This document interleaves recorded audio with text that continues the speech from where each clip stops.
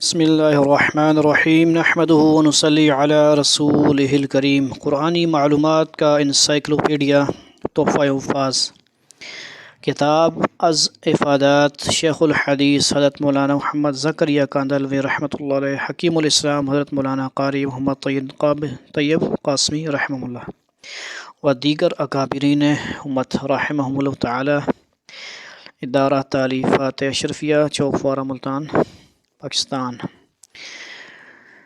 اس کتاب کا صفحہ نمبر 44، ایک لائن باقی تھی، حضرت وحشی رضی اللہ کی زندگی میں انقلاب۔ پیچھے جو ہیں قرآن پاک کے 4 جو ہیں مقاصد بیان ہو رہے تھے، جس میں سے پہلا کیا تھا؟ تلاوت آیات، دوسرا تزکیہ نفس، اسی سلسلے میں تیسرا واقعہ ہے حضرت زرار رضی اللہ کا واقعہ تھا، عمر بن عاص کا تھا، اور حضرت وحشی رضی اللہ کی زندگی میں انقلاب، یہ آج سماعت فرمائیں، پھر آگے چلتا رہے گا۔ ایسے بہت سے واقعات ہیں وحشی جنہوں نے، یعنی بہت سارے واقعات ہیں وحشی رضی اللہ تعالیٰ عنہ جنہوں نے حضرت حمزہ بن عبد المطلب اللہ کے شیر کو خود شہید کیا تھا، اور ان کے ساتھ جو سلوک کیا گیا وہ آپ کو معلوم ہے۔ حضور صلی اللہ علیہ وسلم کے سامنے جب وہ آئے اور انہوں نے بیعت کا ارادہ کیا تو آپ صلی اللہ علیہ وسلم نے ان کی بیعت قبول کی، انہوں نے کلمہ پڑھا اور ایمان لائے۔ آپ صلی اللہ علیہ وسلم نے فرمایا، وحشی اگر تم میرے سامنے بار بار نہ ہو تو اچھا ہوگا، اس لیے کہ مجھے اپنے چچا یاد آ جاتے ہیں۔ یہ قدرتی بات بھی ہے اور بہت لطیف جذبہ، احساس اور اعلیٰ درجے کی انسانیت، لیکن انہوں نے جو کلمہ پڑھا اور آپ کے ہاتھ پر اسلام لائے، اس نے ان کے اندر ایسا انقلاب پیدا کر دیا، ایسی روحانیت پیدا کر دی اور ایسی ایمانی طاقت پیدا کر دی جس پر آج بڑے بڑے اولیاء اللہ رشک کر رہے ہیں۔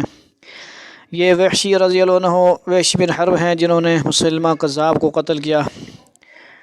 میں جب اس واقعہ کو پڑھتا ہوں تو کہتا ہوں کہ حضرت وحشی رضی اللہ کی بھی نگاہ انتخاب، حضرت وحشی رضی اللہ کی بھی نگاہ انتخاب کو داد دینی چاہیے کہ انہوں نے ایک ایسی ہستی سے اسلام اور مسلمانوں کو محروم کیا تھا جو اسلام کے لیے تقویت کا باعث تھی اور رسول اللہ صلی اللہ علیہ وسلم کو بہت محبوب تھی، تو اس کی تلافی اور کفارہ کے لیے انہوں نے ایسی ہستی کا انتخاب کیا جو سب سے بڑھ کر حضور صلی اللہ علیہ وسلم کے نزدیک مبغوض تھی، ناپسندیدہ تھی، جھوٹا دعویٰ کرنے والا نبوت کا، یعنی مسلمہ کذاب۔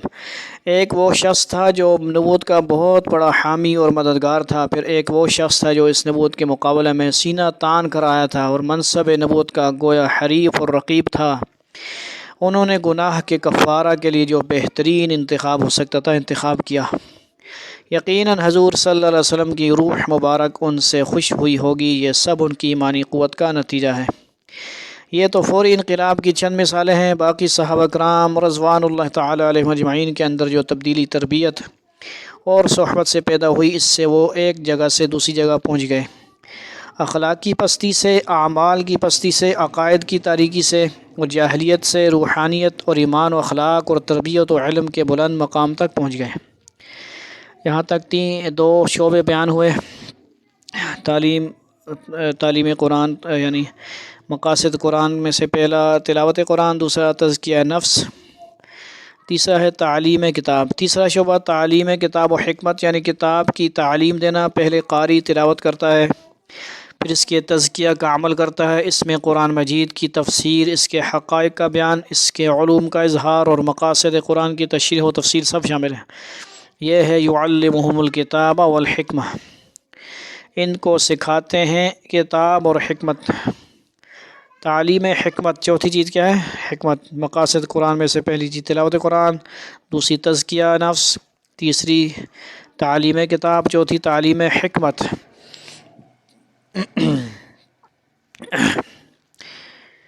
پھر اس کی بھی ضرورت ہے کہ قرآن مجید کے طالب علموں کے لیے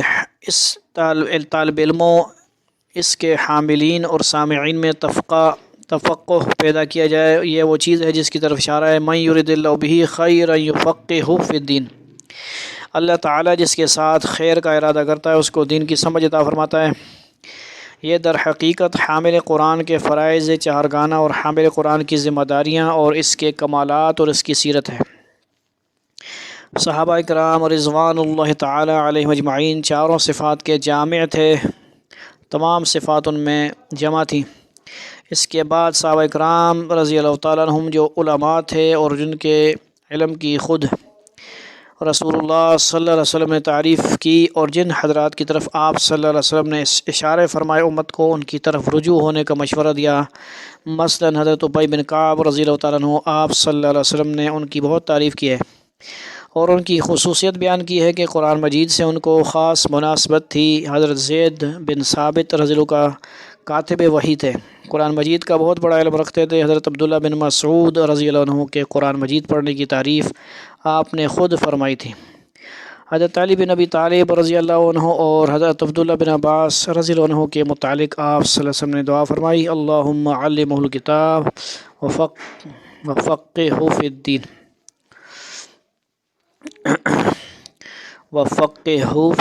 اے اللہ ان کو کتاب کا علم عطا فرما اور دین کی سمجھ دے۔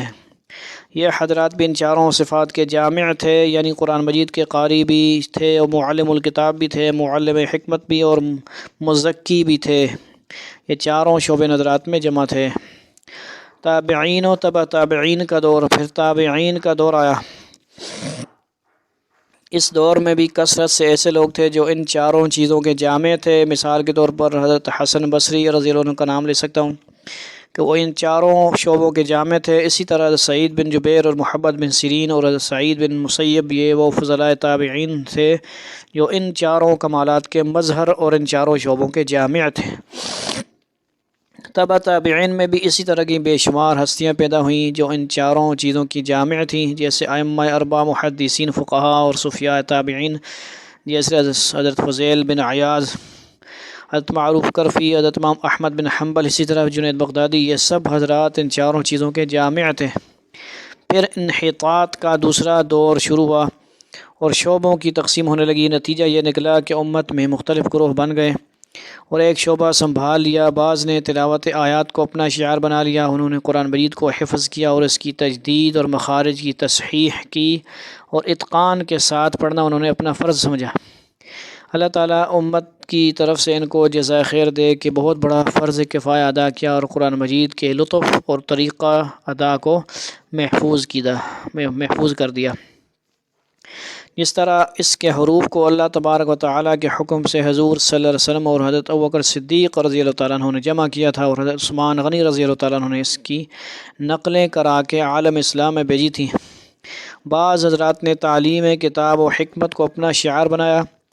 وہ علماء ظاہر کی جماعت ہے جنہوں نے قرآن و حدیث کے رموز کو بیان کیا اور ان کے مضامین کی اشاعت کی اور ان کی مشکلات کی تشریح کی۔ تربیت و تزکیہ، بعض حضرات نے تزکیہ اپنے ذمہ لیا۔ وہ حضرات صوفیاء کرام ہیں جنہوں نے اپنے مریدین کی اور جو لوگ ان کی طرف رجوع کرتے تھے ان کے نفوس کی اصلاح و تربیت کا کام اپنے ذمہ لیا اور اس کو تہذیب و اخلاق اور اصلاح باطن کا ایک فن بنا دیا۔ ان حضرات کی تعداد خدا کے فضل سے اتنی بڑی ہے کہ ان کا ذکر کرنا مشکل ہے۔ مثال کے طور پر سیدنا حضرت عبد القادر جیلانی رحمۃ اللہ علیہ، خواجہ بہاء الدین نقشبندی اور خواجہ معین الدین چشتی اور حضرت شیخ شہاب الدین سہروردی رحمہ اللہ تعالیٰ۔ تجدید سلوک، پھر ان کے بعد جنہوں نے فن سلوک کا کام کیا، اپنے زمانہ کی پھیلی ہوئی بدعتوں اور تحریفات کو انہوں نے دور کیا اور اپنے زمانہ کی طبیعتوں کا لحاظ کر کے انہوں نے طب نبوی صلی اللہ علیہ وسلم کی تجدید کی۔ ان میں سے خاص طور پر حضرت شیخ امام ربانی مجدد الفسانی، شیخ احمد سرہندی رحمۃ اللہ علیہ، ان کے بعد حضرت شاہ ولی اللہ دہلوی رحمۃ اللہ علیہ، حضرت سید احمد شہید رحمۃ اللہ علیہ، حضرت مولانا رشید احمد گمگوہی اور مولانا اشرف علی تھانوی، وہ حضرات ہیں جنہوں نے فن سلوک کی تجدید کا کام انجام دیا اور اپنے زمانہ کے مطابق ان کو بنایا اور ان کے فائدہ کو عام کیا۔ حامل قرآن کی ذمہ داریاں، اصل میں حامل قرآن کا کام صرف تلاوت اور اس کو پڑھ کر سنا دینا، صحیح طور پر یاد کر لینا اور اس کو صحت کے ساتھ ادا کر دینا اور کسی مجلس میں کسی جلسہ میں قرآن مجید پڑھ دینا نہیں ہے، بلکہ حامل قرآن کی بہت بڑی ذمہ داری ہے۔ حضور صلی اللہ علیہ وسلم نے ارشاد فرمایا، اس شخص کو عذاب دیا جائے گا جس کو اللہ نے قرآن مجید کا علم دیا، وہ رات کو سویا اور سوتا رہا یہاں تک کہ صبح کی نماز قضا ہو گئی۔ قرآن مجید کی ذمہ داری بہت بڑی ذمہ داری ہے، اس کو یاد کرنے کی اور اس کو یاد رکھنے کی، اس پر عمل کرنے کی۔ جنگ یمامہ میں حاملین قرآن کی جانثاری، یہی وجہ تھی کہ جب جنگ یمامہ پیش آئی، جو اسلام کی شدید ترین جنگوں میں ایک جنگ ہے، جس میں زور کارن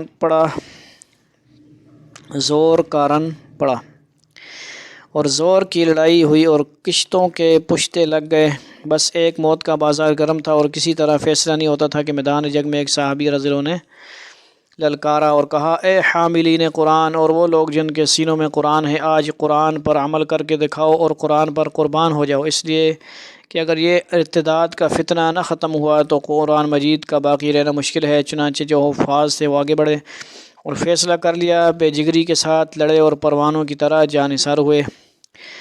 حاملین قرآن کا بلند مرتبہ، اللہ تعالیٰ فرماتا ہے، فی صحف مکرمہ مرفوعۃ مطہرہ بأیدی سفرہ کرام بررہ۔ قرآن مجید بڑی عزت والے صحیفوں میں سے ہے، اونچے اور پاک کیے ہوئے ایسے سفیروں کے ہاتھوں میں جو بڑے شریف اور پاک باز ہیں۔ معلوم ہوا کہ حاملین قرآن کی یہ تصویر کرام بررہ ہونا چاہیے۔ حاملین قرآن کو اللہ تعالیٰ نے فرمایا کہ فرشتوں کی صف ہے، بلکہ معلوم ہوا کہ جو قرآن مجید کو اٹھانے اور سینے میں رکھنے کا حوصلہ کرے، اس کو ایسا بننا چاہیے، لا یمسہ الا المطہرون۔ اللہ تعالیٰ کا منشا یہ ہے کہ اس قرآن مجید کو مطہر ہی چھوئیں، پاکیزہ وضو والے۔ صحابہ کرام میں سے جو لوگ قرآن مجید کے حافظ ہوتے تھے اور جن میں قرآن مجید کا علم خاص ہوتا تھا، وہ ممتاز اور اپنے اخلاق و تقوی اور عبادت میں دوسروں سے بڑے ہوئے ہوتے تھے۔ اس لیے حضور صلی اللہ علیہ وسلم جب میدان احد میں شہداء کی لاشوں کو دفن کرنے لگے تو قرآن مجید جس کو زیادہ یاد ہوتا اس کو پہلی صف میں رکھتے جاتے تھے اور فرمایا کرتے تھے، یؤمکم من اقراکم، امامت وہ کرے جو زیادہ پڑھا ہوا ہو۔ آج کل امام اور مؤذن جس کو 1 ٹکا نہیں آتا وہ بھی بننے کے چکر میں ہوتا ہے۔ اللہ تعالیٰ ہماری حفاظت فرمائے، لوگوں کو سمجھ نصیب فرمائے، اور نمازیوں کو بھی اللہ تعالیٰ سمجھ نصیب فرمائے۔ ایسے لوگوں کو آگے کرتے ہیں، ان کو برداشت کیے ہوئے ہیں، اللہ تعالیٰ ان کو سمجھ نصیب فرمائے۔ ان لوگوں کو بھی جو زبردستی اذانیں دیتے ہیں، نمازیں پڑھاتے ہیں، تو اس کے یہ معنی نہیں ہے کہ خالی حافظ ہو جس کو قرآن مجید کا علم زیادہ ہو۔ میرے کہنے کا مطلب یہ ہے کہ حفاظت کی بہت بڑی ذمہ داری ہے، عمل بھی کرتا ہوں۔ طلبہ قرآن کے لیے عبرت آموز واقعہ۔ دیکھیے، جس شخص کو کوئی بڑی چیز ملتی ہے وہ چھوٹی چیزوں سے بلند ہو جاتا ہے، پھر چھوٹی چیزوں کی طرف اس کی نگاہیں نہیں جاتی۔ میں ایک قصہ آپ کو سناتا ہوں، بڑا عبرتناک قصہ ہے، بڑے کام کی بات ہے۔ ایک شخص نے کہیں سفر پر جاتے ہوئے شہر کے کسی معزز آدمی کے یہاں اپنی امانت رکھوا دی، اچھی خاصی رقم تھی، کئی ہزار روپیہ کی، اور کہا کہ میں سفر پر جا رہا ہوں، وہاں سے آ کر لے لوں گا۔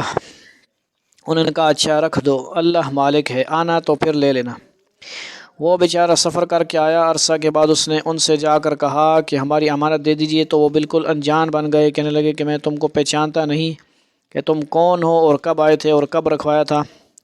بیچارہ حیران ہو گیا، شریف سمجھ کر اس نے کوئی لکھا پڑھی کی تھی، نہ دستاویز لکھوائی تھی۔ اب وہ جتنا یاد دلاتا وہ بھولتے جاتے، یہاں تک کہ ناراض ہو گئے اور کہنے لگے کہ ایک شریف آدمی کو بدنام کرتے ہوئے تمہیں شرم نہیں آتی؟ تم مجھے چور بناتے ہو۔ اس کے پاس کوئی ثبوت نہیں تھا، اس نے جا کر قاضی سے شکایت کی۔ قاضی صاحب بہت ہی سمجھدار اور ماہر نفسیات تھے، انہوں نے کہا کہ اس کا علاج میں کروں گا، تم کسی سے ذکر نہ کرنا۔ تھوڑے دنوں کے بعد ایک شخص کو بھیجا اور کہلوایا کہ آپ قاضی بننے والے ہیں۔ وہ سن کر بہت خوش ہوئے، بڑا اعزاز تھا۔ اس دن کے بعد اس شخص نے سے کہا کہ جب جا کر اپنی امانت مانگو۔ وہ گیا اور اس نے کہا کہ شاید آپ کو یاد آ جائے کہ میں فلاں وقت آیا تھا۔ کہا، ہاں مجھے یاد آ گیا، اور تمہارے جانے کے بعد ہی مجھے یاد آ گیا تھا، اور میں تمہارا منتظر تھا۔ تمہارے گھر کا پتہ مجھے معلوم نہیں تھا، بہت اچھا کیا کہ تم آ گئے، تمہاری امانت وہاں رکھی ہوئی ہے، جا کر لے لو، جیسے تم رکھ کر گئے تھے ویسے ہی رکھی ہوئی ہے۔ وہ گیا اور لے آیا۔ اس کو بڑا تعجب ہوا اور ان دو باتوں میں تعلق سمجھ میں نہیں آیا۔ اس نے قاضی سے کہا جو قاضی القضات سے، خیر میری امانت مجھے مل گئی، مگر یہ انتظام آپ نے کیسے کیا اور انہوں نے اقرار کیسے کیا؟ اور وہ انکار کے بعد اقرار۔ قاضی صاحب نے کہا کہ بھائی بات یہ ہے کہ ان کو اس سے بڑی چیز ملنے والی تھی، یعنی قاضی القضاء بنتے تو بڑی رقم ملتی، بڑی تنخواہ ملتی۔ اصل میں اس اعلیٰ چیز سے اس گراوٹ کا کوئی جوڑ نہ تھا جس کو قضات مل رہی ہو یا وزارت مل رہی ہو، تو وہ کسی کے 500 یا 200 روپے کیا مارے گا۔ اب ان کے ذہن کی سطح ایک دم سے بلند ہو گئی، تو وہ سوچنے لگے کہ میں قاضی ہوں۔ اب قاضی کی حیثیت سے معاملہ کو سوچنے لگے تو یہ حرکت ان کو بہت گری ہوئی معلوم ہونے لگی، اور انہوں نے سوچا کہ 500 کی کیا حقیقت ہے۔ تو میں طلبہ قرآن سے کہتا ہوں کہ تم یہ سمجھو کہ تم عالم ہونے والے ہو، اس وقت یہ چھوٹی چھوٹی باتیں تم کو اتنی گری ہوئی معلوم ہوں گی کہ تمہیں ان کے تصور کرنے سے تکلیف ہوگی کہ ہم عالم ہو کر ایسی بات کر سکتے ہیں۔ ہمارے سینے میں جو اللہ کا کلام ہے، حدیث ہے، اور حضور صلی اللہ علیہ وسلم کا کلام ہے، تو ہم ایسے اوچھی اور گری ہوئی بازاری باتیں کر سکتے ہیں۔ قرآن کریم کی دولت سب سے بڑی دولت ہے۔ یہی میں آپ سے کہتا ہوں کہ جب آپ یہ سوچ لیں کہ آپ کے سینہ میں اللہ کا کلام ہے، تو پھر آپ میں جو کم درجے کی باتیں ہیں، کوئی بھی گناہ، کوئی بھی گراوٹ کی بات، کوئی بھی شوقیانہ اور اوچھی حرکت، جیسے مال کی محبت، عہدہ کی محبت اور تراویح کا تھوڑا تھوڑا معاوضہ لینا، یہ ساری چیزیں آپ کی نظر سے ایسی گر جائیں گی کہ اگر آپ اپنی حیثیت پہچان لیں، جس طرح سے وہ شخص جس نے صاف کہہ دیا کہ میں تمہیں نہیں جانتا کہ تم نے کب امانت رکھوائی، پھر اقرار کر لیا کہ ہاں تم نے امانت رکھوائی تھی اور پھر دے دیا، اسی طرح سے ہی آپ یہ سمجھ لیں کہ آپ کے پاس کیا دولت ہے، تو پھر کبھی کسی گناہ کی طرف، کبھی کسی ادنا کام کی طرف، کبھی کسی پست خیالی کی طرف آپ کا ذہن نہیں جا سکتا۔ اے حفاظ قرآن، تمہارا سینہ میں علم اعظم ہے، سبحان اللہ۔ بس آپ یہ سمجھ لیں کہ آپ کے سینہ میں کیا ہے۔ بر خود نظر کشا از تہی دامنی مرنج، در سینہ تو ماہ تمام نہاد اند۔ شاعر نے تو چاند کو خطاب کر کے کہا کہ ہلال جب باریک ہوتا ہے تو بیچارہ حقیر معلوم ہوتا ہے، تب اپنے اوپر اپنے مستقبل پر نظر ڈالو، اپنی تہی دامنی پر رنج نہ کرو کہ تو خالی ہے بالکل بال کی طرح۔ در سینہ تو ماہ ہے تمام نہاد اند، تیرے سینہ میں 14ویں کا چاند سو رہا ہے، اور 14ویں کے چاند کی کیا حقیقت ہے؟ آپ کے سینہ میں اللہ کا کلام ہے، سر الہی ہے، علم الہی ہے، علم اعظم ہے۔ لوگ اسم اعظم کے پیچھے پڑتے ہیں، آپ کے سینہ میں علم اعظم ہے، اسی علم اعظم میں اسم اعظم بھی ہے۔ آپ تو حامل ہیں علم اعظم، حامل اسم اعظم ہیں۔ رسول اللہ صلی اللہ علیہ وسلم نے قرآن کریم کی فضیلت میں فرمایا ہر حرف کے بدلے 10 نیکیاں ملیں گی، اور میں نہیں کہتا، یعنی آپ صلی اللہ علیہ وسلم فرماتے ہیں کہ الف لام میم ایک حرف ہے، بلکہ الف ایک حرف، لام ایک حرف، میم ایک حرف ہے۔ دوسری جگہ ارشاد ہے خیرکم من تعلم القرآن وعلمہ، حدیث کا مفہوم۔ دیکھ لیجئے قرآن مجید کے کیسے کیسے فضائل ہیں۔ اگر حافظ 30 پارے پڑھے اور رمضان المبارک جیسے مقدس مہینے میں پڑھے اور مسجد میں رمضان کی راتوں میں پڑھے، اور اس کے بعد 100 200 500 روپیہ معاوضہ لے، حیرت کی بات یہ ہے کہ کیسے ایک انسان اس پر تیار ہو سکتا ہے۔ ایک بزرگ کا واقعہ ہے، ایک روز بہت جوش میں آ کر کہنے لگے خدا کی قسم اگر کوئی پورا ایک ملک پیش کرے اور کہے کہ پوری سلطنت لے لو اور ایک مرتبہ اللہ کہنے کا ثواب مجھے دے دو، واللہ میں راضی نہ ہوں گا۔ اور قرآن تو اللہ کے ذکر سے بھرا ہوا ہے، ایک ایک حرف اللہ کا کلام ہے، اور اس عالم میں سب سے بڑی قیمتی چیز جس کا براہ راست اللہ سے تعلق ہے وہ قرآن مجید ہے، اور جو سب سے بڑی دولت اس آسمان کے نیچے ہے وہ قرآن مجید ہے، اس لیے کہ یہ اللہ تعالیٰ کی نسبت ہے، اللہ کا کلام، اس کو کلام قدیم کہتے ہیں، یعنی اللہ تبارک و تعالیٰ متکلم ہے، اور یہ اس سے بڑھ کر تو کوئی چیز ہو ہی نہیں سکتی۔ اس لیے اپنی قدر خود کرنا چاہیے اور سمجھنا چاہیے کہ آپ کے قدم زمین پر نہ پڑیں۔ کسی امیر کی کسی دولت پر کی وقت آپ کے دل میں نہیں ہو سکتی، اگر ہوتی تو 1000 بار استغفار کرتے۔ ارے میرے دل میں، میرے سینہ میں اللہ کا پورا کلام ہے، اور میں اس تاجر کو، اس وزیر کو معزز سمجھتا ہوں، میری جنت میرے سینہ میں ہے۔ حضرت حافظ ابن تیمیہ رحمۃ اللہ فرماتے ہیں رضی اللہ کہ میرے دشمن میرا کیا بگاڑیں گے، میری جنت تو میرے سینہ میں ہے، وہ مجھے سے کیا چھین لیں گے، میں تو اپنی جنت لیے پھر رہا ہوں۔ اللہ کا کلام، اللہ کا علم میرے سینہ میں ہے، میرا باغ تو میرے ساتھ ہے، وہ مجھے کیا قید کریں گے، میں تو بالکل آزاد ہوں، جہاں بھی رہوں گا آزاد رہوں گا۔ سبحان اللہ۔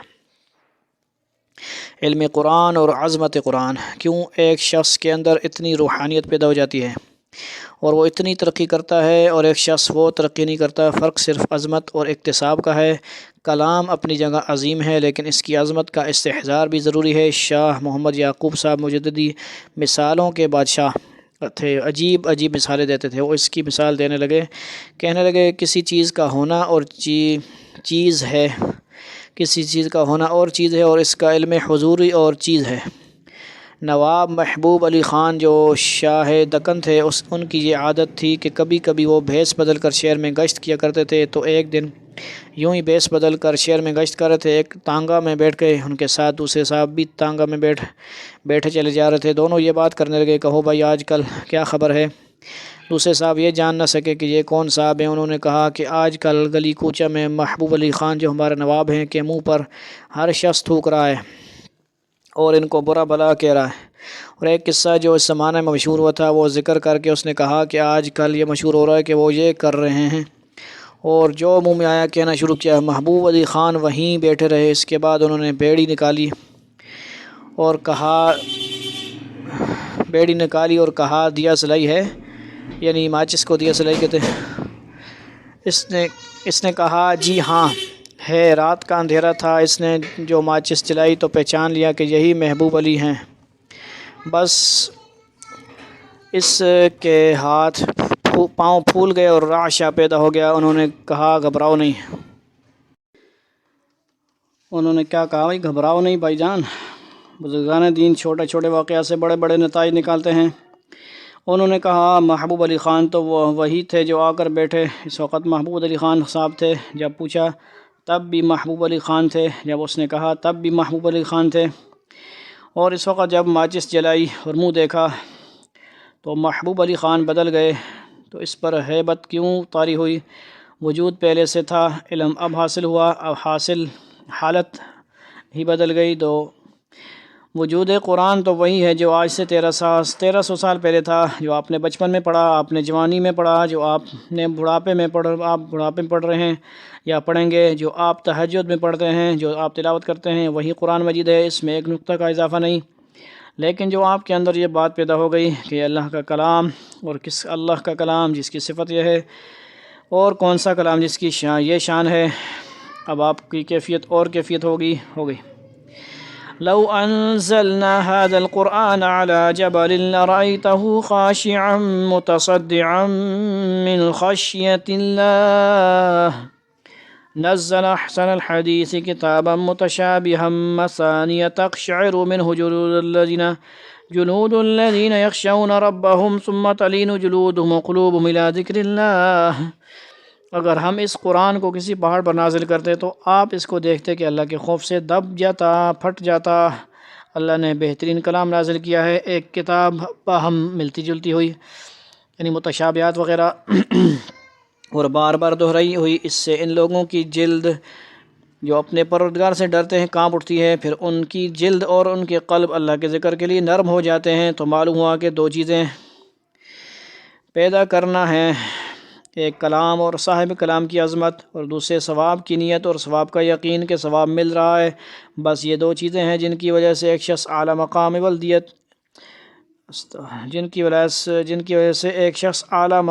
ولایت تک پہنچ جاتا ہے۔ قرب الہی کا سب سے بڑا ذریعہ قرآن کریم ہے۔ بعض حضرات نے یہ فرمایا ہے کہ سلوک کا آخری درجہ قرآن ہے، اور نوافل میں قرآن مجید پڑھنے سے حاصل ہوتا ہے۔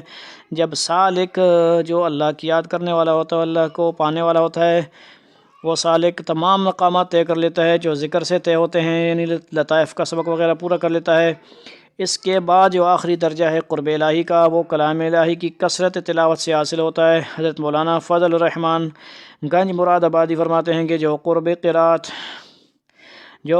قرات کے ذریعے حاصل ہوتا ہے، اس قرب کو کوئی نہیں پہنچ سکتا، اور یہ قرب استحضار ہے، اور یہ قرب استحضار سے عظمت سے اور ثواب کے یقین سے حاصل ہوتا ہے۔ پڑھتے جائیے اور یقین کرتے جائیے کہ ثواب مل رہا ہے، ہر حرف پر 10 نیکیاں مل رہی ہیں۔ اس کا شوق آپ کے دل میں زیادہ ہونا چاہیے، جتنا زیادہ پڑھیں گے اتنی ہی زیادہ نیکیاں ملیں گی۔ بس بھائیو، اگر آپ اپنے اندر یہ صفت پیدا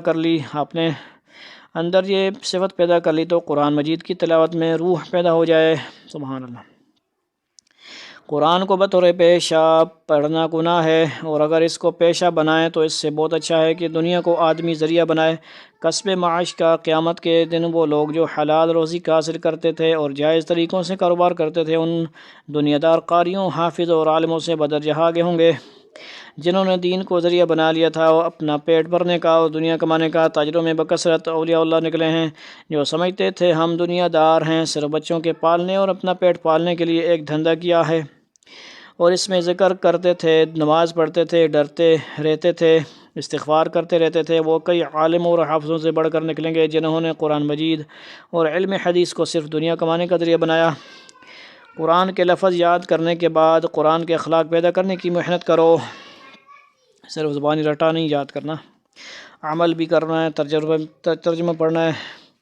اللہ تعالیٰ نے جہاں آپ کو یہ دولت عطا فرمائی ہے تو اس میں روح بھی، خشیت بھی اور تقوی بھی پیدا کرنے کی کوشش کریں، اور یہ بات بغیر صحبت کے اور بغیر محنت کے حاصل نہیں ہوتی۔ قرآن مجید کے یاد کرنے میں آپ نے جتنی محنت کی ہے، اب اس یاد میں جان ڈالنے اور موزونیت پیدا کرنے کے لیے بھی آپ کو محنت کرنی چاہیے۔ اگر آپ نے قرآن مجید کے یاد کرنے میں 2 برس لگائے تو یہ تو سچی بات یہ ہے کہ اس میں 4 برس لگائیے، اس لیے کہ وہ تو الفاظ ہیں جس کو کافر و مومن سب پڑھ سکتے ہیں، اور بے شک کافر کو یاد ہونا مشکل ہے لیکن یاد ہوتا ہے۔ اب بھی مصر و شام میں کتنے غیر مسلم ایسے ہیں جن کو قرآن مجید یاد ہے۔ المنجد کا مصنف جو عیسائی تھا وہ حافظ تھا، تو معنی قرآن علوم قرآن اور قرآن مجید کو دل میں راسخ کرنے کے لیے، اپنے اخلاق کو صحیح کرنے کے لیے آپ کو وقت لگانے اور محنت کرنے کی ضرورت ہے۔ ایک مرتبہ حضرت مولانا محمد الیاس رحمۃ اللہ علیہ کے ساتھ ایک گاڑی میں بیٹھا ہوا جا رہا تھا۔ میں نے عرض کیا کہ حضرت اس سفر میں قرآن مجید میں جو بات حاصل ہوتی ہے اور سمجھ میں آتی ہے وہ گھر پر نہیں آتی، تو حضرت بہت خوش ہوئے اور دوسروں کو مخاطب کیا کہ دیکھو مولانا کیا کہہ رہے ہیں، یہی سچی بات ہے۔ میدان جہاد میں جن لوگوں نے قرآن مجید کو سمجھا تھا، اور خدمت کے میدانوں میں جنہوں نے قرآن مجید کو سمجھا تھا، اور محنت کے میدانوں میں جنہوں نے قرآن مجید کو سمجھا تھا، ان کی سمجھ تو ہمارے یہاں قرآن مجید پڑھنے سے حاصل نہیں ہو سکتی۔ قرآن مجید سے مناسبت پیدا کرنے کے لیے مجاہد کی ضرورت ہے۔ اللہ تبارک و تعالیٰ آپ کو قرآن مجید کی تعظیم کرنے، اس پر عمل کرنے کی اور اس کا لطف لینے کی اور اس سے قرب حاصل کرنے کی توفیق عطا فرمائے، آمین ثم آمین۔ یہاں صفحہ نمبر ہوا ہے جی 56، آگے 57، باب نمبر 1 ہے تعارف قرآن، قرآن کریم کے اسماء گرامی، نزول قرآن کی تاریخ، تدوین قرآن، معلومات و عجائبات قرآن، خصوصیات قرآن۔ صفحہ نمبر ہے جی 58۔ قرآن کریم کے اسماء گرامی۔ قرآن کریم نے اپنے لیے جو اسماء خود بطور نام ذکر کیے ہیں، ذکر فرمائے، وہ 5 ہیں: القرآن، الفرقان، الذکر، الکتاب، التنزیل، اور ان میں سے زیادہ مشہور نام قرآن ہے۔ ان کے علاوہ قرآن کریم کے جو صفاتی نام ہیں، مثلا مجید، کریم وغیرہ، ان کو بھی اگر ساتھ شمار کیا جائے تو 90 سے زیادہ ہو جاتے ہیں۔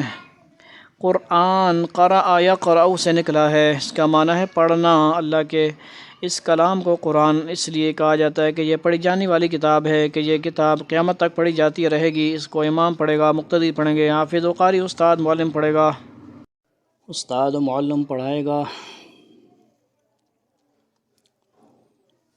اور طلباء و حفاظ پڑھیں گے۔ اس کو تراویح کا امام پڑھے گا اور ساری امت مسلمہ سنے گی۔ اس کی تلاوت کا بے شمار ثواب ہے، اس لیے اسے ہر مسلمان پڑھ کر ثواب حاصل کر کے جنت حاصل کرتا رہے گا، اور اس میں دنیا اور آخرت کی فلاح و کامیابی کی تعلیمات بیان کی گئی ہیں، لہذا پوری انسانیت اسے پڑھ کر رہنمائی حاصل کرے گی۔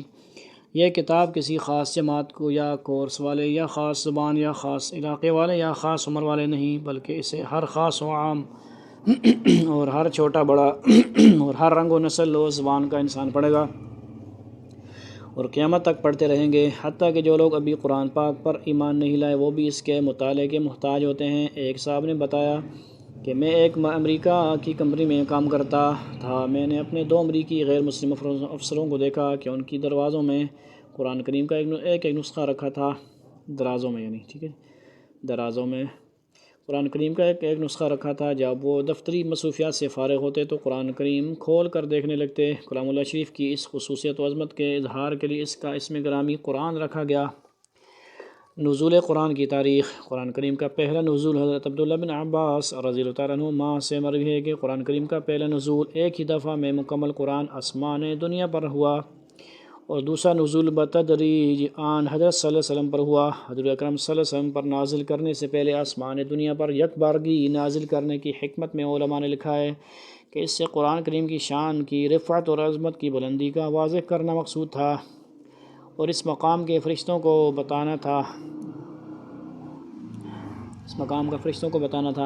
کہ یہ اللہ تعالیٰ کی آخری کتاب ہے جو اہل زمین کے لیے اتاری جانے والی ہے، اور 2 مرتبہ اتار کر یہ جتانا بھی مقصود ہے کہ یہ کتاب ہر شک و شبہ سے بالا تر ہے۔ حضور صلی اللہ علیہ وسلم کے قلب مبارک کے علاوہ 2 اور جگہ بھی محفوظ ہے، ایک لوح محفوظ میں اور دوسرے بیت عزت میں۔ قرآن کریم کا دوسرا نزول۔ قرآن کریم کا دوسرا نزول جو کہ تدریجاً ہوا، اس کا آغاز اس وقت ہوا جب آن حضرت صلی اللہ علیہ وسلم کی عمر مبارک 40 سال تھی، یعنی نبوت کا اعلان جب کیا۔ قرآن کریم کے اس نزول کے بارے میں خود قرآن کریم سے درج ذیل معلومات ثابت ہیں۔ اس نزول کی ابتدا رمضان کے مہینہ میں ہوئی، جس رات اس نزول کا آغاز ہوا وہ لیلۃ القدر تھی، یعنی شہر رمضان الذی انزل فیہ القرآن، اور دوسرا انا انزلناہ فی لیلۃ القدر، جس رات اس نزول کا آغاز ہوا وہ لیلۃ القدر تھی۔ یہ وہی تاریخ تھی جس میں بعد کو غزوہ بدر پیش آیا۔ نزول قرآن کا طریقہ۔ حضور اکرم صلی اللہ علیہ وسلم پر مختلف طریقوں سے وحی کی جاتی تھی۔ ایک مرتبہ حضرت حارث بن ہشام رضی اللہ تعالیٰ عنہ نے حضور صلی اللہ علیہ وسلم سے درخواست کی کہ آپ پر وحی کس طرح نازل ہوتی ہے، تو آن حضرت صلی اللہ علیہ وسلم نے ارشاد فرمایا، کبھی تو مجھے گھنٹی کی سی آواز سنائی دیتی ہے، اور وحی کی یہ صورت میرے لیے سب سے زیادہ سخت ہوتی ہے، پھر جب یہ سلسلہ ختم ہو جاتا ہے تو جو کچھ آواز نے کہا ہوتا ہے وہ مجھے یاد ہو چکا ہوتا ہے، اور کبھی فرشتہ میرے سامنے ایک مرد کی شکل آ جاتا ہے۔ صحیح بخاری صفحہ نمبر 1 جلد 2 ہے، جلد نمبر 1 ہے، اس میں یہ والی ہے، یعنی صحابی ہیں حضرت تمیم داری، آگے کہیں پہ ذکر آئے گا ان کی، جی ٹھیک ہے جی، دحیہ کلبی صحابی تھے، آگے لکھا ہوا ہے۔ مذکورہ بالا ارشاد گرامی سے معلوم ہوا کہ نزول قرآن کے 2 طریقے تھے۔ ایک طریقہ سلسلۃ الجرس کا کہ جس میں آپ کو گھنٹیاں بجنے کی سی آوازیں آتی، وہی کہ اس طریقہ کو گھنٹیوں کی آوازوں سے کیوں تشبیہ دی گئی ہے، اس پر علماء نے مفصل گفتگو کی ہے، بڑی کتابوں میں دیکھ لینی چاہیے۔ اور یہ آواز کبھی ہلکی سی دوسرے کو بھی سنائی دیتی تھی۔ حضرت عمر فاروق رضی اللہ تعالیٰ عنہ فرماتے ہیں کہ جب آپ صلی اللہ علیہ وسلم پر وحی نازل ہوتی تھی تو آپ کے چہرہ انور کے قریب شہد کی مکھیوں کی بنبناہٹ جیسی آواز سنائی دیتی تھی۔ دوسرا طریقہ تمثل ملک کا ہے، تمثل ملک کا ہے کہ فرشتہ کسی انسان کی شکل میں آ کر اللہ تعالیٰ کا پیغام پہنچا دیتا ہے۔ عموماً حضرت جبریل علیہ السلام مشہور صحابی حضرت دحیہ کلبی رضی اللہ تعالیٰ عنہ کی صورت میں تشریف لایا کرتے تھے، اور بعض مواقع میں دوسری صورتوں میں بھی حضرت جبریل علیہ السلام کا آنا ثابت ہے۔ علامہ عینی رحمۃ اللہ علیہ لکھتے ہیں کہ حضرت دحیہ کلبی رضی اللہ کی صورت کا انتخاب شاید اس لیے ہوا کہ وہ اپنے وقت کے حسین ترین انسان تھے۔ مذکورہ بالا تر 2 طریقوں کے علاوہ دوسری احادیث سے اور طریقے بھی وحی کے معلوم ہوتے ہیں جو کہ درج ذیل ہیں۔ فرشتہ کا اصلی شکل میں آنا، سچے خواب نظر آنا، خود اللہ تعالیٰ کا کلام فرمانا جیسا کہ موسیٰ علیہ السلام سے ہوا، اور حضور صلی اللہ علیہ وسلم کے ساتھ یہ واقعہ معراج میں پیش آیا، اور ایک مرتبہ خواب میں بھی ہوا۔ فرشتہ کا کسی بھی شکل میں آنا، سامنے آئے بغیر آپ صلی اللہ علیہ وسلم کے قلب مبارک میں کوئی بات القاء فرما دینا۔ قرآن کریم کے تدریجی نزول کی حکمتیں، یعنی ٹھہر ٹھہر کر تھوڑا تھوڑا نازل ہونے کی جو حکمتیں ہیں۔ آن حضرت صلی اللہ علیہ وسلم امی تھے لیکن لکھتے پڑھتے نہیں تھے، اس لیے اگر سارا قرآن ایک مرتبہ نازل ہو گیا ہوتا تو یاد رکھنا اور ضبط کرنا، حفظ وغیرہ کرنا دشوار ہوتا۔ نمبر 2، اگر پورا قرآن ایک ہی دفعہ نازل ہو جاتا تو احکام کی پابندی فوراً شروع ہو جاتی، اور اس حکیمانہ طرز دعوت و ہدایت کے خلاف ہوتا جو شریعت میں ہمیشہ ملحوظ رہا ہے۔ بار بار جبریل علیہ السلام کا اترنا حضور صلی اللہ علیہ وسلم کے لیے تقویت قلب کا سبب بنتا تھا۔ قرآن کریم کا ایک بڑا حصہ لوگوں کے سوالات کے جواب اور مختلف واقعات سے متعلق ہے، اس لیے ان آیات کا نزول اس وقت مناسب تھا جب وہ سوالات کیے گئے یا واقعات پیش آئے۔ اس سے مسلمانوں کی بصیرت بڑھتی تھی اور قرآن کریم کی حقانیت اور زیادہ اشکار ہو جاتی تھی۔ سب سے پہلے نازل ہونے والی آیت آپ صلی اللہ علیہ وسلم پر سب سے پہلی سورہ علق کی پہلی 5 آیات نازل ہوئیں غار حرا میں۔ جب آپ صلی اللہ علیہ وسلم عبادت میں مشغول تھے تو اللہ تعالیٰ کی جانب سے ایک فرشتہ آیا اور اس نے سب سے پہلے یہ بات کہی، اقرأ، یعنی پڑھیے، پڑھو۔ حضور صلی اللہ علیہ وسلم نے فرمایا، میرا پڑھا ہوا نہیں ہوں۔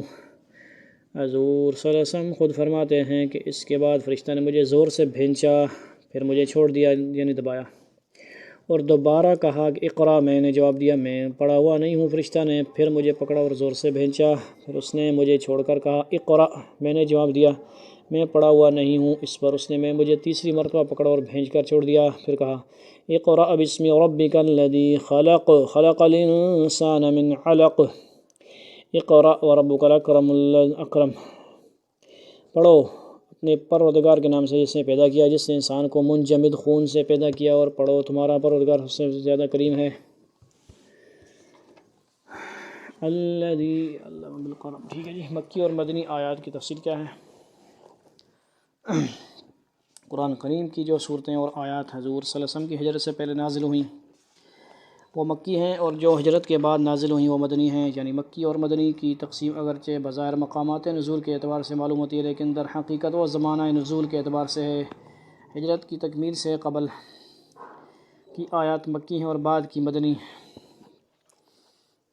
بعض صورتیں ایسی ہیں کہ وہ پوری صورت مکی ہے یا پوری صورت مدنی ہے، جیسے سورہ مدثر پوری مکی ہے، سورہ آل عمران پوری مدنی ہے، اور بعض دفعہ ایسا بھی ہوا ہے کہ پوری صورت جو مکی ہے مگر اس میں چند آیات مدنی ہیں، یا اس کے برعکس بھی ہوا ہے۔ علماء نے آیات کے اوقات نزول کے اعتبار سے بھی ان کی تقسیم کی ہے، یعنی جو دن کو نازل ہوئیں وہ نہاری آیات ہیں، اور جو رات کو نازل ہوئیں وہ لیلی آیات ہیں۔ جو سردی کے موسم میں نازل ہوئیں وہ شتائی ہیں، جو گرمیوں میں نازل ہوئیں وہ صیفی ہیں، سعاد والا صیفی، ٹھیک ہے جی، وہ صیفی ہیں وغیرہ۔ تدوین قرآن متفرق آیات کا کاغذ کے پرزوں، لکڑیوں اور ہڈیوں پر لکھوانا۔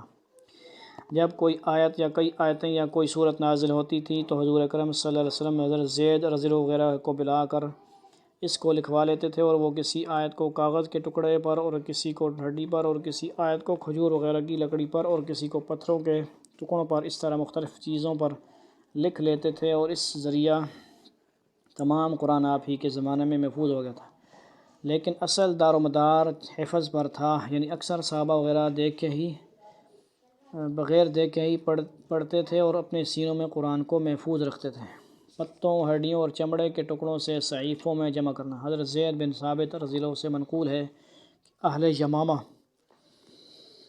اور مسلمہ کذاب والی لڑائی کے موقع پر حضرت ابوبکر صدیق رضی اللہ عنہ نے مجھے بلوا بھیجا۔ میں حاضر ہوا تو دیکھا کہ ان کے پاس حضرت عمر بن خطاب رضی اللہ تعالیٰ عنہ موجود ہیں۔ حضرت ابوبکر رضی اللہ عنہ نے فرمانے لگے، میرے پاس عمر آئے اور کہا کہ جنگ یمامہ میں قراء قرآن کافی شہید ہو گئے ہیں، اور مجھے خطرہ ہے کہ آئندہ جنگوں میں بھی قراء اس طرح شہید ہو جائیں، اور پھر اس کے سبب قرآن کا بہت حصہ ضائع ہو جائے۔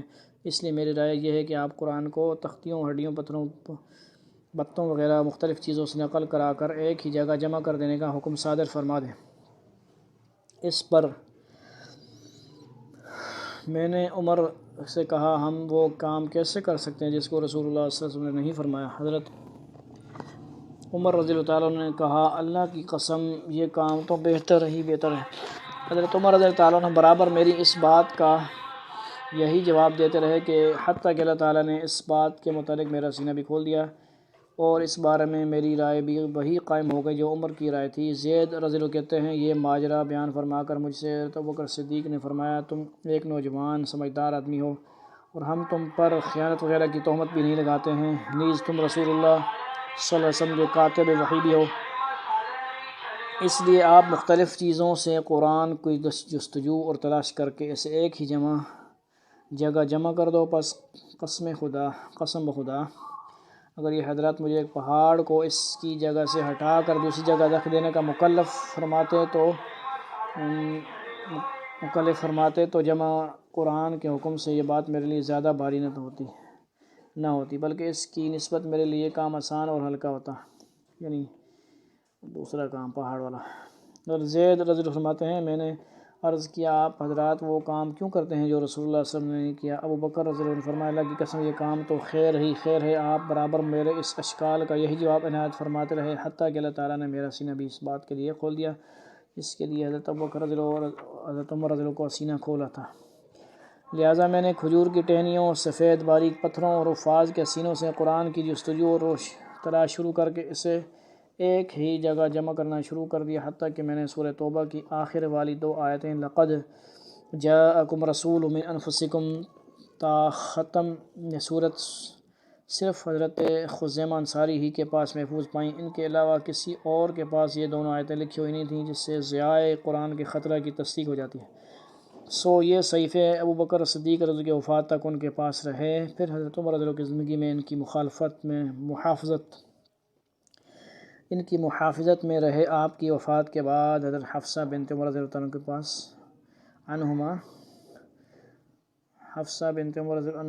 عنہما کے پاس محفوظ رہے۔ صحیح بخاری کا یہ مضمون ہے۔ صحیفوں سے مصاحف میں تدوین۔ حضرت انس بن مالک رضی اللہ عنہ سے منقول ہے کہ آرمینیا اور آذربائیجان کی فتح کے موقع پر شامی اور عراقی دونوں ساتھ مل کر معرکہ آرائی میں شریک تھے۔ وہاں حضرت حذیفہ بن الیمان رضی اللہ عنہ ان دونوں ممالک کے مسلمانوں کا قرات میں اختلاف دے کر سخت پریشان ہوئے اور حضرت عثمان رضی اللہ عنہ کے پاس آ کر عرض کیا اے امیر المؤمنین، آپ امت مسلمہ کے یہود و نصارہ کی طرح باہ مختلف ہونے سے پہلے ہی اس کی خبر گیری فرما لیجیے۔ یہ سن کر آپ نے حضرت حفصہ رضی اللہ عنہ کے پاس کہلا بھیجا کہ جو صحیفے آپ کے پاس امانتاً رکھے ہیں انہیں بھیج دیجیے تاکہ میں ان کو مصحفوں میں نقل کرانے کے بعد پھر آپ کے پاس واپس ارسال کر دوں۔ حضرت حفصہ رضی اللہ عنہ نے وہ صحائف حضرت عثمان رضی اللہ عنہ کو بھجوا دیے اور آپ نے حضرت زید بن ثابت رضی اللہ عنہ، عبداللہ بن زبیر، سعید بن عاص، عبداللہ بن الحارث بن ہشام کو ان کے نقل کرنے پر مامور کیا اور حضرت عثمان رضی اللہ عنہ اس کمیٹی کے 3 قریشی حضرات سے کہا کہ جہاں کہیں قرآن کے کسی لفظ میں تمہارے اور زید بن ثابت کے درمیان اختلاف ہو جائے وہاں اس لفظ کو خاص قریش ہی کی زبان میں لکھنا، کیونکہ قرآن انہی کی زبان میں نازل ہوا ہے۔ چنانچہ قریشیوں کی اس جماعت نے زید رضی اللہ عنہ کے ساتھ مل کر حضرت عثمان رضی اللہ عنہ کے حکم کی تعمیل کی اور جب وہ ان صحیفوں کو مصاحف میں نقل کر چکے تو حضرت عثمان رضی اللہ تعالیٰ عنہ نے وہ صحائف بدستور حضرت حفصہ رضی اللہ عنہ کے پاس واپس بھیج دیے اور اپنے لکھوائے ہوئے صحیح مصحفوں میں سے ایک مصحف ممالک اسلامیہ کے ایک گوشہ میں ارسال کر دیا اور ان کے علاوہ جو کچھ بھی کسی کے پاس کسی صحیفہ یا مصحف میں قرآن لکھا ہوا تھا اس کے متعلق حکم فرمایا کہ وہ جلا دیا جائے۔ ابن شہاب کہتے ہیں کہ مجھے خارجہ میں زید بن ثابت رضی اللہ عنہ نے بتایا کہ میں نے اپنے والد گرامی زید کو یہ فرماتے ہوئے سنا کہ جب ہم مصاحف کی نقلیں تیار کر رہے تھے تو میں نے سورہ احزاب کی ایک آیت گم پائی جس کو میں رسول اللہ صلی اللہ علیہ وسلم سے سنا کرتا تھا کہ آپ اس کی تلاوت فرمایا کرتے تھے۔ ہم نے اس آیت کی جستجو کی تو اس کو خزیمہ بن ثابت انصاری رضی اللہ عنہ کے پاس پا لیا۔ وہ آیت یہ تھی من المؤمنین رجال صدقوا ما عاہدوا اللہ علیہ۔ تو ہم نے مصاحف میں اس آیت کو اسی کی صورت یعنی سورہ احزاب کے ساتھ شامل کر دیا۔ صحیح بخاری۔ ان حضرات نے پورے قرآن کے کئی نسخے تیار کیے جو ایک روایت پر 5 اور دوسری روایت میں پر 8 تھے اور بڑے بڑے شہروں کوفہ، بصرہ، شام، مکہ، بحرین، یمن میں ایک نسخہ روانہ فرمایا اور ایک نسخہ مدینہ والوں کو عنایت فرمایا اور ایک جلد خاص اپنی تلاوت کے لیے رکھ لی اور اسی قرآن کو امام کہتے ہیں اور حکم بھیج دیا کہ ان قرآنوں کے سوا جو کچھ بھی کسی کے پاس ہے اس کو قیام امن و نظام کی غرض سے جلا دیں اور سب انہی قرآنوں کے موافق پڑھیں اور ان قرآنوں کو صحابہ نے نقطوں اور حرکتوں سے خالی رکھا تھا تاکہ ایک ہی قرآن سے وہ سب قراتیں اور حروف و وجوہ نکل سکیں جو ان حضرات کو نبی کریم صلی اللہ علیہ وسلم سے پہنچی تھی۔ اس وقت سے اجماع صحابہ کے سبب یہ بات ضروری قرار دے دی گئی کہ اب جو بھی قرآن پڑھے یا لکھے وہ اس میں ان مصاحف ہی کی مطابعت و موافقت کرے۔ پھر بعد میں قرون اخیرہ میں نقطے اور حرکتیں لگائی گئیں۔ رسم الخط کی تعیین۔ حضرت عثمان رضی اللہ تعالیٰ عنہ نے مصاحف میں رسم الخط یعنی طریقۂ کتابت قریشی ہی رکھا تھا۔ حضرت عثمان رضی اللہ تعالیٰ عنہ نے ضرور سمجھا کہ قرآن مجید کے کئی نسخے صرف لغت قریشی کے رسم الخط کے موافق غیر معرب اور غیر منقط اعراب اور نقطوں کے بغیر لکھوا کر معلمین سمیت مختلف اطراف ممالک میں بھیجے جائیں تاکہ سب لوگ انہی کے موافق تلاوت کریں اور اس طرح نظم و ضبط اور امن قائم ہو جائے۔ اور لغت قریش کا رسم الخط اس بنا پر اختیار کیا کہ قرآن کا اکثر و بیشتر اسی کے موافق اترا تھا۔ قراء و معلمین کی تدریس و تعلیم۔ پس آپ نے 8 مصاحف لکھوائے اور ان میں بعض اختلافی الفاظ و کلمات منزلہ کو متفرق طور پر لکھوایا اور یہ مصاحف 12,000 صحابہ کے اجماع سے لکھے گئے۔ سبحان اللہ۔ پھر آپ نے ایک جلد خاص اپنی تلاوت کے لیے رکھ لی اور ایک نسخہ اہل مدینہ کو عنایت کیا اور ایک مصحف کوفہ، بصرہ، شام، مکہ، بحرین و یمن معلمین قرات سمیت روانہ فرمایا۔ مدنی مصحف کے معلمین زید بن ثابت اور کوفی کے ابو عبد الرحمن سلمی رحمۃ اللہ علیہ اور بصری کے عامر بن قیس رحمۃ اللہ علیہ اور شامی کے مغیرہ بن ابی شہاب اور مکی کے عبداللہ بن صاحب رضی اللہ تعالیٰ عنہ تھے، اور حکم بھیج دیا کہ سب لوگ انہی قرآنوں کے موافق معلمین سے قرات سیکھیں۔ کہ پس ہر شہر والوں نے اپنے اپنے مصحف کے موافق پڑھا اور ہر مصحف کی قرات کو صحابہ کرام رضی اللہ تعالیٰ عنہم اور تابعین سے اور انہوں نے نبی صلی اللہ علیہ وسلم سے نقل کیا۔ پھر یہ قرات تابعین صحابہ کرام رضی اللہ عنہم کے جانشین بنے۔ دور تابعین کے معلمین قرآن۔ مدینہ میں 11 حضرات، ابن مسیب رحمۃ اللہ علیہ، عروہ رحمۃ اللہ علیہ وغیرہ ہما۔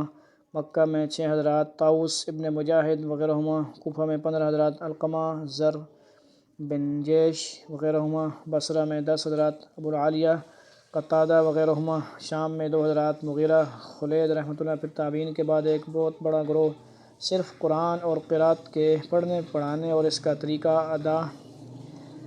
ادا سیکھنے سکھانے کے لیے فارغ و مخصوص ہو گیا، اور انہوں نے قرات کے ضبط کرنے میں اس قدر سعی و بلیغ انتہائی کوشش اور سر توڑ محنت کی کہ وہ اس بارہ میں لوگوں کی مقتدا اور شہرا فاق قراء و ائمہ بن گئے اور قراء عشرہ کے نام سے موسوم ہوئے، اور قرات و روایات کی نسبت ترتیب و اختیار لزوم ہمیشگی، شہرت و مہارت اور محنت و خدمت کی بنا پر انہی کی طرف ہونے لگ گئی، کیونکہ اس زمانہ میں صدر اول کی دوری، عروج علم کے فقدان، قلت توجہ، ضعف ہمت، طوالت اسناد، ان اسباب و وجوہ و علل کی بنا پر شدت سے یہ احساس ہو رہا تھا کہ ان حضرات کے بعد اتنے بڑے عالم و ماہر و حاذق فن پیدا نہ ہو سکیں گے، اس لیے اس وقت کے ارباب حل و عقد علماء نے فن کی امامت و مشیخت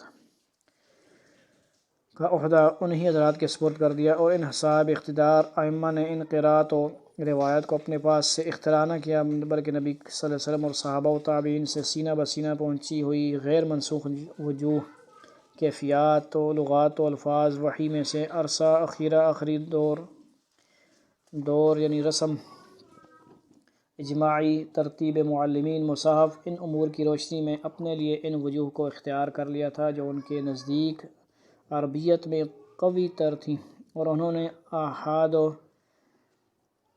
آحاد وغیرہ مشہور اور شاذ و منسوخ و وجوہ لغات کو ترک کر دیا۔ پھر صدر اول میں اختیاری ترتیبات و قرات بے شمار تھیں، لیکن اب امت کے پاس صرف 10 متواتر قراتیں اور ان کی 2 روایتیں محفوظ و باقی ہیں، اور ان کے علاوہ باقی سب قراتیں شاذ ہیں، یعنی کم پائی جاتی ہیں۔ قرآن کریم قیامت تک کے لیے محفوظ ہو گیا ہے۔ حضرت عثمان رضی اللہ تعالیٰ عنہ نے 8 یا 9 نسخے مختلف امصار مملکت میں بھیجنے کے لیے تیار کروائے تاکہ ہر بڑے شہر میں ایک مستند قرآن مجید کا نسخہ مہیا ہو جائے، اور عوام یا تو اس سے اپنے نسخوں کا مقابلہ کر لیں یا صحیح نقل کر لیں، اور مزید احتیاط یہ کی کہ ہر مصحف کے ساتھ ایک قاری بھی جو خالص عربی لہجے سے واقف تھا ارسال کیا۔ حضرت عثمان کے خون شہادت سے رنگین ہونے والا مصحف۔ ان مصاحف عثمانی میں سے 2 مصحف اس وقت دنیا میں محفوظ ہیں، ایک تاشقند میں ہے اور دوسرا استنبول میں۔ وہ مصحف عثمانی جو حضرت عثمان رضی اللہ تعالیٰ عنہ بوقت شہادت تلاوت کر رہے تھے، اس کا سراغ تقریباً مسلسل مربوط اطلاعات کے ذریعے ہمارے پاس پہنچا ہے۔ سب سے قدیم روایت اس کے متعلق مشہور و معروف محقق ابو عبید القاسم بن سلام 244 / کی ہے۔ یہ نسخہ خاص عثمانی سے شرف اندوز ہوئے۔ انہوں نے فرمایا کہ عثمان رضی اللہ عنہ کا مصحف امام میں نے خود دیکھا، اور یہ کہ اس میں کئی جگہ خلیفہ شہید کے خون کے دھبے موجود تھے۔ اکثر روایتوں کے مطابق سب سے زیادہ دھبے آیت فَسَيَكْفِيكَهُمُ اللَّهُ السَّمِيعُ الْعَلِيمُ پر تھے۔ ان کے بعد اور علماء و محققین کی شہادتیں ہمارے پاس موجود ہیں جن کا ہم بخوف طوالت ذکر نہیں کرتے۔ اس مصحف نے بے شمار حوادث زمانہ دیکھے۔ سب سے آخری پرانی شہادت اس کے متعلق ابن بطوطہ کی ہے، جس نے اس کو بصرہ میں دیکھا۔ غالباً امیر تیمور یا اس کے کسی امیر، غالباً ابوبکر قفال الشاشی نے خواجہ عبید اللہ احرار کی مسجد میں سمرقند میں رکھ دیا، اور اس مناسبت سے یہ عرصہ تک سمرقندی قرآن کہلاتا رہا۔ بوقت استیلاء روس 1899 سینٹ پیٹرس برگ ہال لینن گراڈ میں شاہی کتب خانہ میں منتقل کر دیا۔ یہ مصحف وہاں 1918 تک رہا۔ بعد ازاں اس کو بڑے تذک و احتشام سے تاشقند منتقل کر دیا گیا، جہاں وہ اس وقت محفوظ ہے۔ مولانا عبدالحامد بدعیونی نے اس کا ذکر اپنے روس کے سفر نامہ میں کیا ہے۔ ان کے بیان کے مطابق بھی آیت فَسَيَكْفِيكَهُمُ اللَّهُ وَهُوَ السَّمِيعُ الْعَلِيمُ پر خون مبارک کے قطروں کے نشانات ہیں، یعنی یہ بات بہت مشہور ہے، اس میں غلطی کا کم ہی اندیشہ ہے۔ استنبول میں محفوظ دور عثمانی کا مصحف۔ دوسرا مصحف عثمانی جیسا اوپر بیان ہوا ہے، اس وقت استنبول میں محفوظ ہے۔ حضرت عثمان رضی اللہ تعالیٰ عنہ جو 8-9 نسخے مختلف امصار میں بھیجنے کے لیے تیار کرائے تھے، ان میں یہ ایک تھا۔ غالباً اس کو انہوں نے مسجد نبوی میں بغرض افادہ عوام رکھوا دیا تھا، اور یہ ان کے اپنے مصحف خاص کے علاوہ تھا۔ ترک اس کو پہلی جنگ عظیم کے اوائل میں استنبول لے گئے، اور اس وقت مدینہ منورہ کے ترکی گورنر جنرل فخری پاشا تھے۔ وہ آخر وقت تک شہر کی مدافعت کرتے رہے، لیکن جب انہوں نے دیکھا کہ مزید مدافعت بیکار ہوگی تو وہ بنظر حفاظت اس مصحف شریف کو اپنی جان سے لگائے ہوئے استنبول لے گئے۔ جب استنبول اتحادیوں کے نرغہ میں آ گیا تو طلعت پاشا اس کو برلن لے گئے۔ کہا جاتا ہے کہ طلعت پاشا یا دوسرے ترک افسروں نے اس مصحف کو قیصر لیم ثانی کو بطور تحفہ پیش کر دیا، یہ خیال کرتے ہوئے کہ اس طرح یہ یقینی طور پر محفوظ ہو جائے گا۔ جب جنگ عظیم اول ختم ہوئی تو صلح نامہ مرتب ہوا۔ اس صلح نامہ کی ایک دفعہ میں صاف اور واضح الفاظ میں اس مصحف کا ذکر ہے۔ یہ امر قابل ستائش ہے کہ دول متحدہ جہاں بین الاقوامی اہم ترین مسائل کے متعلق فیصلے کرتے تھے، اس وقت انہوں نے اس مصحف مبارک کی اہمیت کو نظر انداز نہیں کیا، اور ایک علیحدہ دفعہ اس صلح نامہ میں اس کے متعلق مندرج کرنی ضروری سمجھی، لیکن ترکوں نے کسی طرح اس مصحف کو پھر حاصل کر لیا اور یہ استنبول میں محفوظ ہے۔ ممکن ہے کہ مصاحف عثمانی دنیا میں اور کہیں بھی موجود ہوں، لیکن مذکورہ بالا 2 مصاحف کے متعلق تو تحقیقی طور پر کہا جا سکتا ہے کہ کم از کم یہ 2 اصلی مصحف عثمان ہیں۔ یہ اس مسلمانان عالم کے لیے قیمتی ترین اور مایہ ناز سرمایہ ہے۔ قرآن کریم آج تک محفوظ ہے اور قیامت تک محفوظ رہے گا۔ اِنَّا نَحْنُ نَزَّلْنَا الذِّکْرَ وَإِنَّا لَهُ لَحَافِظُونَ۔ اللہ کا فیصلہ ہے جی۔ قرآن کریم کے ان مصاحف کا تسلسل رسول اکرم صلی اللہ علیہ وسلم تک پہنچتا ہے۔ جیسا اوپر بیان ہوا، آپ نے پورا قرآن مجید قلم بند بھی کرا دیا تھا اور صحابہ کو حفظ بھی کرا دیا تھا۔ اسی قرآن کو حضرت ابوبکر صدیق رضی اللہ تعالیٰ عنہ نے بین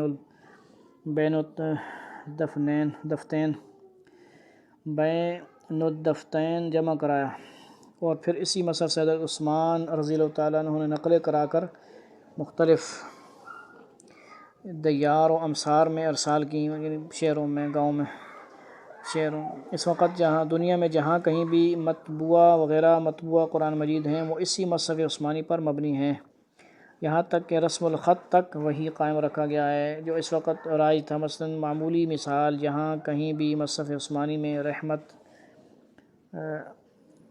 لمبی تا سے لکھا گیا تھا، وہاں اب تک رحمت اسی طرح لکھا جاتا ہے۔ مثلاً سورہ مریم آیت نمبر 2، اور جہاں گول تا سے یہ لفظ لکھا گیا تھا، وہاں اسی طرح اب تک لکھا جاتا ہے۔ مثلاً سورہ آل عمران آیت نمبر 107۔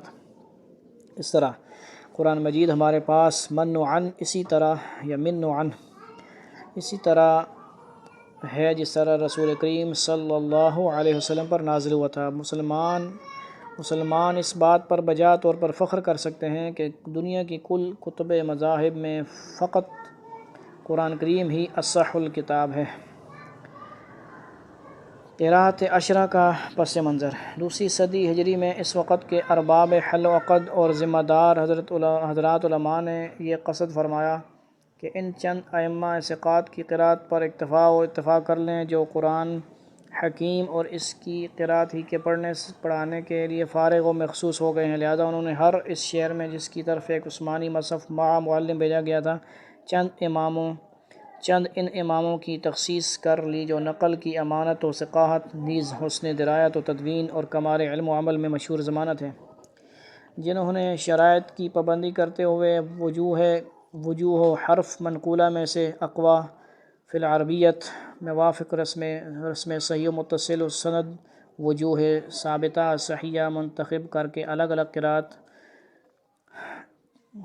قراءت و ترتیبات اختیار کر لی تھیں اور اپنی عمروں کو قراءت و اقرا میں فنا کر دیا تھا۔ نیز ان کی قراءتیں ان کے شہروں کے مصاحف کی رسم عثمانی سے خارج و مخالف نہ تھیں۔ انہی ائمہ میں سے یہ قرائے عشرہ بھی ہیں جن کی قراءتیں آج کے دور میں کل روئے زمین پر پڑھائی جاتی ہیں، اس لیے قراءت کی نسبت بھی انہی ائمہ کی طرف ہونے لگی۔ پس یہ نسبت بوجہ ملازمت و دوام و اختیار کے ہے، نہ کہ بوجہ اختراع و ابتداء و ایجاد کے۔ علم قراءت کی تدوین۔ جب تیسری صدی ہجری میں حافظوں میں بہت کمی آ گئی اور علوم و کتاب و سنت کے شہرہ اور چرچا کی وجہ سے دور دراز کے علاقوں میں لوگوں کو بکثرت ہر علم و فن کی ضرورت درپیش ہوئی، تو اسی زمن میں بصورت کتب تدوین فن قراءت کی تحریک کا بھی آغاز ہوا۔ چنانچہ سب سے پہلے ابو عبید قاسم بن سلام رحمۃ اللہ علیہ المتوفیٰ 224 ہجری نے کتاب القراءت 25 قراءتوں میں مع سبعۃ المعروفہ لکھی، اور اس کے بعد احمد بن جبیر، قاضی اسماعیل، ابن جریر طبری وغیرہ نے بعد میں قراءت پر کتابیں لکھیں۔ 7 احرف کی تفسیر۔ نبی علیہ السلام صلی اللہ علیہ وسلم کے پاس جبریل امین علیہ السلام آئے اور کہا، بے شک اللہ تعالیٰ آپ کو یہ حکم فرماتے ہیں کہ آپ اپنی امت کو 7 لغتوں کے مطابق قرآن پڑھائیں، اور وہ ان میں سے جس لغت کے مطابق پڑھیں گے اسی میں درستی کو پہنچیں گے۔ مسلم و ابو داؤد ابی ابی بن کعب۔ 7 احرف کی تفسیر میں جمہور علماء و ائمہ سلف و خلف سفیان بن عیینہ، عبداللہ بن وہب، ابن جریر طبری، طحاوی، قرطبی، ابن عبد البر وغیرہم کے راجح مختار قول پر 7 احرف سے عربی قبائل کے 7 مختلف لغات مراد ہیں، جن کو آج اصطلاح قراء میں اصول و فروش کلیہ مکررہ سے تعبیر کیا جاتا ہے۔ مثلاً فتحہ و امالہ، تفخیم و ترقیق، ادغام و اظہار، نیز خطوۃ بیوتاً، زبوراً، شنآن بزعمہم، یقنط وغیرہ ذالک۔ نیز 7 انواع کے جزوی فرش الحروف اور قراءتی اختلافات و تغیرات بھی 7 احرف کے مصداق میں شامل ہیں۔ مثلاً ننشزھا،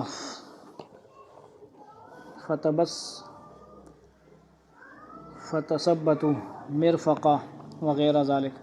بقول ابن الجزری رحمۃ اللہ، وہ 7 انواع یہ ہیں: اختلاف حرکات بدون تغییر معنی و صورت، نحو بالبخل و بالبخل۔ اختلاف حرکات مع تغیر معنی، نحو فتلقى آدم من ربه کلمات و فتلقى آدم من ربه کلمات۔ اختلاف حروف مع تغیر المعنی، دون الصلاة، نحن تبلو و تتلو۔ اختلاف حروف مع تغییر الصورة، دون المعنی، نحو بسطة و بسطة، یعنی صاد والا اور سین والا، ٹھیک ہے جی۔ اختلاف حروف مع تغیر المعنی والسورہ جمیعا نحن اشد منکم ومنہم، تقدیم و تاخیر نحو وقاتلوا وقتلوا وقتلوا وقاتلوا، زیادت و نقص نحو واوصى اور ووصى، یعنی ایک قرات میں واوصى ہوتا ہے، دوسرے میں ووصى ہوتا ہے، مقصد یہ ہے۔ ابو الفضل رازی ابو بکر باقلانی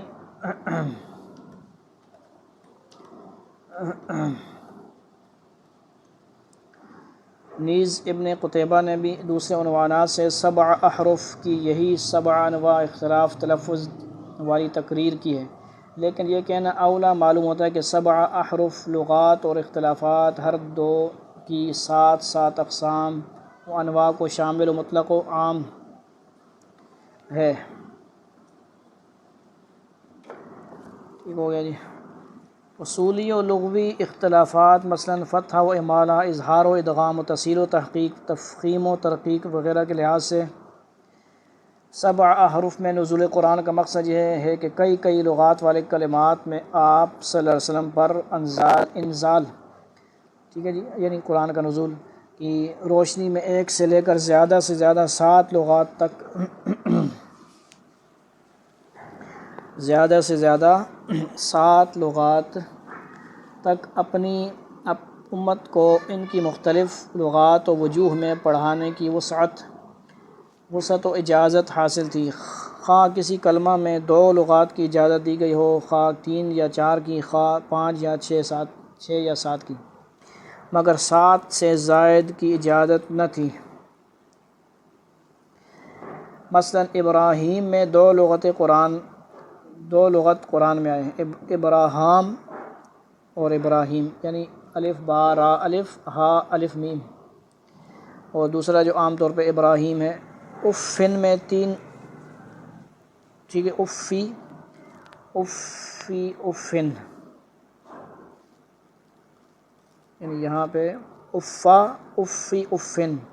جبریل میں 4، جبریل جبرائیل جبریل جبرائیل۔ ہیتا میں 5، ہیتا ہیتو ہیتی ہیتا۔ ارجہ میں 6، ارجہی ارجہی ارجہو ارجہ ارجہی ارجہو۔ انذرتہم میں 7۔ تحقیق بلا ادخال مع عدم صلہ، جس طرح درج ہوا تسہیل بلا ادخال مع عدم صلہ، اسی طرح مع صلہ، تسہیل مع ادخال وصلہ، تسہیل مع ادخال بغیر صلہ، تحقیق مع ادخال بلا صلہ۔ ابدال الحمزہ ثانیہ الفا، ترتیب اشکال ہیں: انذرتہم انذرتہم انذرتہم انذرتہم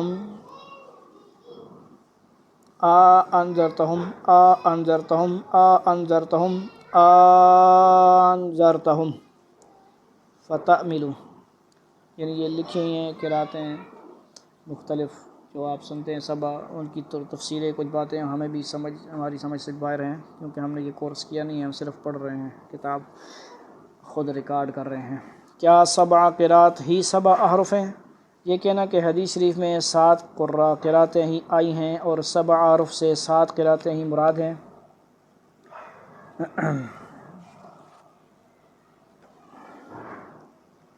اور 7 کے بعد والی 3 قراتیں 7 احرف میں داخل نہیں ہیں، سراسر خطا ہے۔ اس بارے میں مختلف علماء کے اقوال ملاحظہ فرمائیں۔ وہ احرف جن کے موافق قرآن کریم نازل ہوا ہے ان قرات سے عام مطلق ہیں جو ائمہ قراء 7 کی جانب منسوب ہیں، اور یہ قرات ان 7 احرف کے مقابلہ میں خاص مطلق ہیں، کیونکہ جن وجوہ و اختلافات پر اللہ تعالیٰ نے اپنی کتاب کو نازل فرمایا ہے وہ ہر اس وجہ و اختلاف کو شامل ہیں جس کے مطابق نبی صلی اللہ علیہ وسلم نے پڑھا اور آگے اپنے صحابہ کو پڑھایا، اور ایسی وجوہ خلافیہ قرات 7 منصوبہ بقراء و ام 7 کو اسی طرح شامل ہیں جس طرح وہ ان سے مافوق عشرہ اور ما بعد العشرہ کو مقدمہ شرح الدرجات جلد نمبر 1 صفحہ جو ہے 85۔ ابو بکر ابو محمد مکی نیز علامہ محقق ابن الجزری فرماتے ہیں یہ 7 حرف وہ 7 قرات نہیں جو آج کل مشہور ہیں، اس لیے کہ وہ صحیح قرات جو آج پڑھی جاتی ہیں 10 ہیں، اور یہ 10 بھی 7 حرف کا بعض ہی ہیں نہ کہ کل۔ بحوالہ مقدمۃ التلخیص فی القراءۃ التمان دراستہ و تحقیق محمد حسن عقیل۔ تیسری بات کیا لکھتے ہیں 10 کے موضوع پر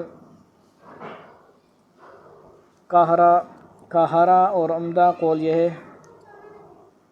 کہ ائمہ 7 بلکہ 10 کی وہ قراءات جن کو آج لوگ پڑھا رہے ہیں ان 7 حرف کا محض ایک جز ہیں جن کے موافق قرآن کریم نازل ہوا ہے، اور جن کے متعلق یہ حدیث وارد ہوئی ہے کہ انزل القرآن علی 7 احرف۔ یہ 10 قراتیں قرآن کے اس آخری دور یعنی ایک دوسرے کو سنانا کے موافق ہیں جو جبریل امین نے رسول اللہ صلی اللہ علیہ وسلم سے کیا تھا، اور یہ تمام قرات بطریق تواتر حضور اقدس صلی اللہ علیہ وسلم سے ثابت ہیں، اور ان عثمانی مصاحف کی رسم کے موافق ہیں جنہیں عثمان غنی رضی اللہ عنہ نے مختلف شہروں کی طرف روانہ فرمایا تھا، اور صحابہ کرام رضی اللہ تعالیٰ عنہم اجمعین کا ان مصاحف کے مندرجات پر نیز ان کے برخلاف دیگر تمام وجوہ کے ترک پر اتفاق ہو گیا تھا۔ بس قرات 10 میں سے کوئی قرات بھی ان جملہ مذکورہ مصاحف کے خلاف ہرگز نہیں ہے۔ مقدمہ شرح الدرہ صفحہ 102 اور 3۔ بس 2 باتیں اور 3 باتیں پڑھتے ہیں انشاءاللہ، صفحہ نمبر 74 پہ ختم ہے۔ اس قصے کو ختم کرتے ہیں۔ امام ابو العباس احمد بن یوسف کو قواشی مسلی تفسیر تبصرہ کے آغاز میں کہتے ہیں کہ جو قرات ارکان ثلاثہ کے موافق ہو وہ احرف 7 منصوص علیہ میں سے ہے۔ مقدمہ شرح 7 قرات۔